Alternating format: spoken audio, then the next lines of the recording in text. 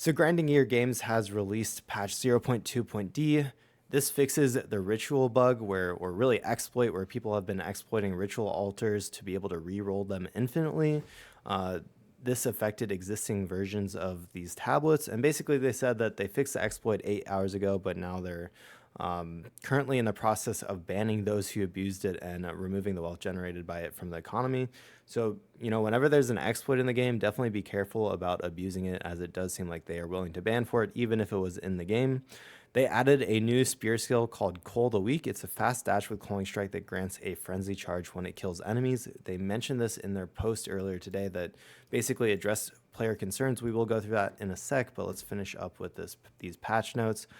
Cull the Weak is offered at Uncut Gem Tier 3+, and Spearfield has been moved from Tier 3+ to Tier 5+. Elemental Sundering now causes the freeze, shock, and ignites on targets when building up to explode, and now consumes them when exploding. Previously, the ailment was removed as soon as the buildup began. This change has been made so targets remain frozen until the explosion. Great change there. Additional and barrage projectiles for Whirlwind Lance are now distributed closer together and spread out on and behind the targeted location. The flesh larva monster can no longer be imprisoned in essences. And then they fixed a number of bugs that I don't think are really worth going through.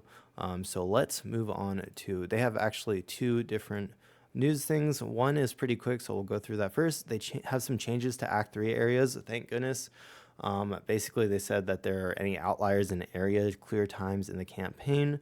And lo and behold, they found that Act 3, which, anyone who'd play the game could tell you that Act 3 has some large areas that are terrible to go through. So the places where they have made some changes are the Drowned City. So they said this area has a very large dead end that it's intended to can an entrance to an area that was temporarily cut to ship early access. Unfortunately, this meant with the live version, this leads up to an inaccessible door with no checkpoint. They're removing this part of the level, so that is great. They also, for Utsal, this area has the exact same problem as the Drowned City, and they're doing the same fix. Good, yeah, both of these places were severely annoying to go through. Apex of Filth is shaped in a large spiral, which was originally done because the boss arena had to be in the center to maintain continuity with the past version. They're breaking that continuity to make the area smaller, which will make the area better. Honestly, once you know it's a spiral, I don't think it's that bad to go through. I mean, it's like, you can finish in a couple minutes or less, but before you know that, it's definitely rough. I'd say that, if you're still in the campaign, use a spear on your weapon swap and use Thunderous Leap. You can definitely go really far with it. It's like pretty fast. It's not as fast as Blink like with Temporalis, but it's close. And then they have a change to Azok Bog. This is probably my least favorite map in the entire campaign. It's just the worst thing ever. They say this area is a large square that has extremely high variance in how long it takes to find the boss because the location of that boss is highly variable. They have changed this area to be more rectangular with the boss at the other end from where you start, so you can just go straight there. Great change. Worse, at least for me, that was my least favorite map in the entire game because it was just so random. Then Infested Barrens, this thing is freaking enormous. Great change here. This area primarily trips people up because it requires you to find a waypoint to the waterways before you continue onto the chimeral wetlands. If you want to come back easily after finishing Jiquani's Sanctum, they're modifying the area to have a bottleneck requiring you to go past the waterways. Perfect change to it. It's great to see that. Anyone who knew what they were doing, if you're going through your campaign the second time, you'll know to find the waypoint first, but if you're new, then that could be super annoying. Next, we have Jungle Ruins. This area had a problem where it was often hard to identify the exit to the Infested Barrens from the far enough away. They've made the entrance more clear and moved the checkpoint further, so you're more likely to see a good change there. Chimeral Wetlands, honestly, I thought it was a fine zone, but this area had some random variations that put the entrance to the Temple of Chaos very far away from the entrance to the Mechanarium, which requiring a lot of backtracking. This did happen a couple times, so good change there. Jiquani's Mechanarium, this area probably takes extra time doing to searching for the soul cores. This is true. It's super annoying to search for them. They're adding an extra soul core. They're doing the same thing to Sanctum. They're adding another extra soul core there as well. And they said that these changes will be live over the next couple days. Okay, last post that they have.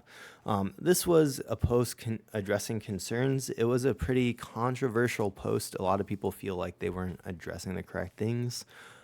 I think it's like a decent. They definitely didn't address some things for sure, but I think a lot of the changes here are pretty decent at least. But anyways, So one of their major concerns with the Huntress is that the power of the class is locked behind the parry mechanic to be able to get frenzy charges.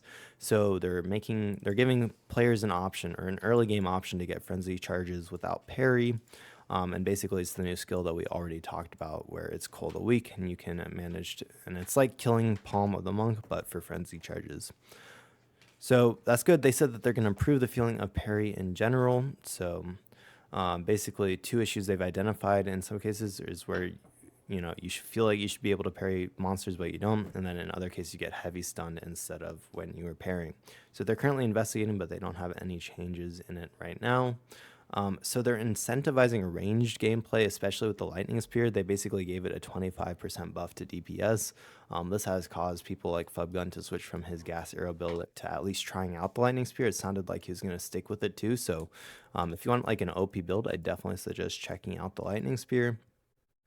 And then, so their next thing was on player minion damage and life. So they basically nerfed minion life and damage a ton with the 0.02 change, and it basically made the minion play style like not even viable. So what they're doing is the reason they did that is because in 0.1.1 the endgame minion characters were getting out of control due to the increase in gem levels. So basically they've significantly reduced the growth of minion life and damage at the endgame, but they're buffing them for the campaign. So maybe good change. I did hear that people were having trouble with minions even when they got to maps, so I don't know how that's going to go, but maybe when people get better gear with like more spirit, it'll be okay. Again, I'm not really a minion player, so someone can correct me in the comments below one way or another. So then the next complaint that people had was monster life was too high, which was 100% true. One of the first things they did was nerf like monster life across the board. In the campaign, at least they didn't nerf it like for endgame. So great change there. Then they also said a second issue we found was that the life bonus on rare minions was incredibly high. Oh my gosh, I noticed this when I got to maps. It was super weird.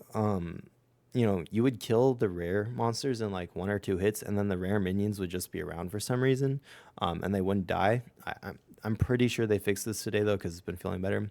They said that one of the reasons why this feels particularly bad is because these monsters are white, but they feel like they have more life than blue monsters. Honestly, they felt like they had more life than rare monsters sometimes.